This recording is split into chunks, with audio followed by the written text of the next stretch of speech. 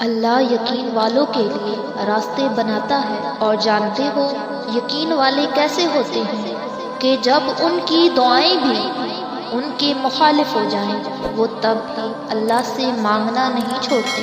ایسا یقین کہ جب ان کی ساری دنیا ان کی آنکھوں کے سامنے بکھرتی ہوئی دکھائی دے رہی ہوتی ہے اور وہ تب بھی آسمان کی جانب دیکھ کر کہتے ہیں ہمیں پتا ہے تو ہمیں تھام لے گا۔ بے شک، تو بتاؤ پھر کیا تم اتنا یقین رکھتے ہو اس پر کہ اپنے منصوبوں کو اس کے منصوبوں کے لیے ترک کر دو؟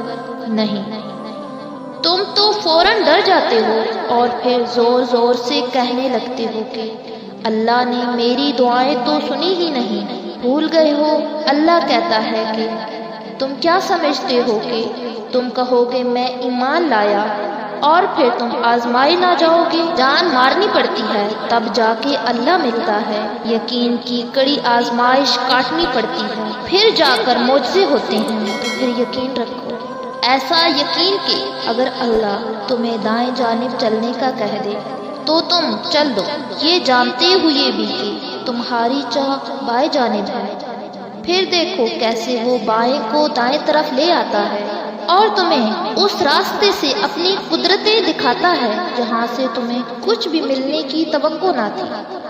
اگر اللہ تمہیں یہاں تک لے آیا ہے تو اس نے آگے کے لیے بہت کچھ سوچ رکھا ہوگا۔ وہ تمہیں آزمائش میں ڈالنے سے پہلے اس آزمائش سے نکلنے کا حل بتاتا ہے۔ پھر تم ایسا کیوں سوچتے ہو کہ وہ تمہیں بھول گیا ہے یا تمہیں سن نہیں رہا؟ تم نے اپنا انتخاب کا نتیجہ دیکھ لیا، تم نے اپنی منمانی کر کے ہر شخص کی ہر چیز کی حقیقت دیکھ لی، تم نے خدا کی نافرمانی اور اپنی ضد سے یہ تکلیف خرید لی۔ تو اب اللہ کے انتخاب کا انتظار کرو، جو تحفہ جو چیز اس نے تمہارے لیے رکھی ہے اس چیز کا انتظار کرو، اور یقیناً اللہ کا انتخاب بے حد پرسکون ہوگا جو تمہیں یہ بتائے گا کہ اختتام ایک نئی منزل کا آغاز ہوتے ہیں۔ اس شخص کا انتظار کرو جو اللہ نے تمہارے لیے چن رکھا ہے، جو تمہیں اپنی محبت سے یہ سکھائے گا کہ سب ایک جیسے نہیں ہوتے، جس کو دیکھ کر تمہارا سر سجدہ شکر سے نہیں اٹھے گا، جس کو پا کر تم آسمان کی جانب نظر دوڑاؤ گے اور کہو گے کہ میں ہی نادان تھا، میں ہی نافرمان تھا، مگر تو تب بھی رحیم تھا اور تو اب بھی رحیم ہے۔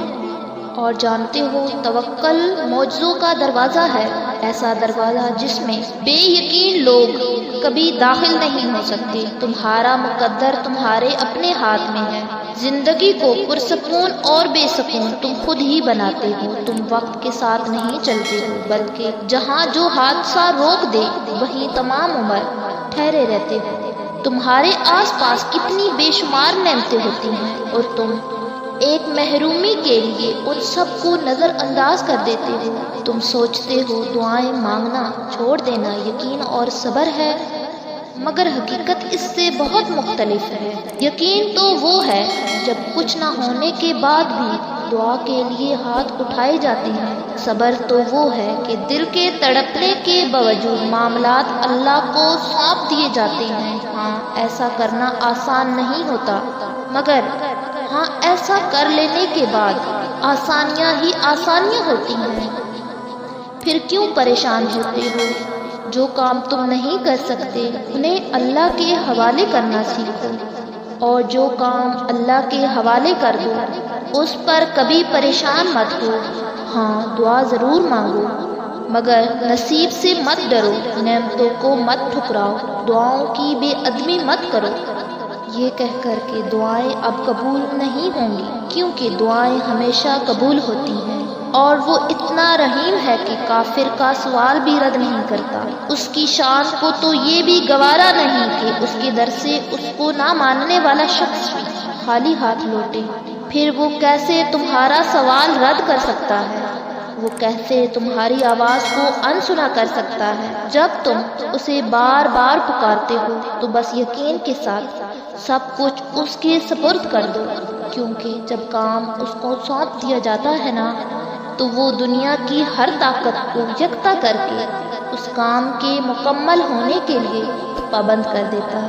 اور پھر جب تم اللہ کے فیصلوں پہ سر جھکانا سیکھ جاتے ہو نا، تب وہ تمہیں کن سے نواز دیتا ہے۔ بس پھر تم ہوتے ہو، اللہ ہوتا ہے، تمہاری جیت ہوتی ہے اور بدلتا ہوا مقدر ہوتا ہے۔ تمہیں ایسا بھی لگ رہا ہے نا کہ تم ہمیشہ یوں ہی تڑپتے رہو گے۔ میں تمہیں ایک حقیقت بتاؤں، جس مقام پہ تم ہو اس مقام پہ سب کو ایسا ہی لگتا ہے۔ تمہارا خوف ہی تمہیں انسان بناتا ہے، لیکن پھر اس خوف کے باوجود بھی یقین کا انتخاب کرنا تمہیں مومن بناتا ہے۔ اور جانتے ہو، معجزے مومنوں کے لیے ہی ہوتے ہیں، ایمان لانے والوں کے لیے، ہر اس چیز پر جو دکھائی دے سکتی ہے اور ہر اس چیز پر جو نظر سے باہر ہے۔ تو تمہیں یقین رکھنا ہے، کیونکہ تم سے پہلے جتنے بھی لوگوں نے یقین رکھا تھا، اللہ نے ان کے لیے ایسے ایسے کرشمے دکھائے تھے جنہیں صرف پڑھ کر یا سن کر ہی رونگٹے کھڑے ہو جاتے ہیں۔ وہ سب بھی شروع میں چند لمحوں کے لیے گھبرائے تھے، لیکن پھر انہوں نے ان گھبراہٹوں کو ترک کر کے یقین کو چنا۔ دیکھو پھر ان کے حسین انجام کو آج پوری کائنات یاد کرتی ہے۔ اور جانتے ہو اللہ نے وہ کرشمے کیوں قرآن میں لکھے؟ تمہارے لیے، تاکہ تم انہیں پڑھو اور تمہاری امید نہ ٹوٹنے پائے، تاکہ تم ان سے نصیحت لو۔ کہانیاں عین اختتام پر بھی بدلی جا سکتی ہیں، تو تم نے انہیں پڑھنا ہے اور یاد رکھنا ہے کہ یہی کرشمے تمہارے لیے بھی ہیں۔ اس کے کن پہ کسی ایک کا حق نہیں ہے، اس کا کن سبھی کے لیے برابر ہے۔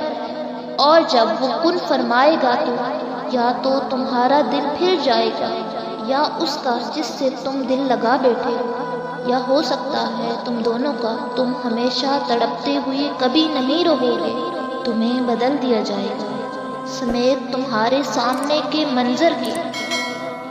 پیارے ویورز، اگر آپ کو ہماری یہ ویڈیو اچھی لگے تو لائکس اینڈ کامنٹ کر کے ضرور بتائیے گا، اور ساتھ ہی ہماری حوصلہ افزائی کے لیے چینل کو بھی ضرور سبسکرائب کر دیجیے گا۔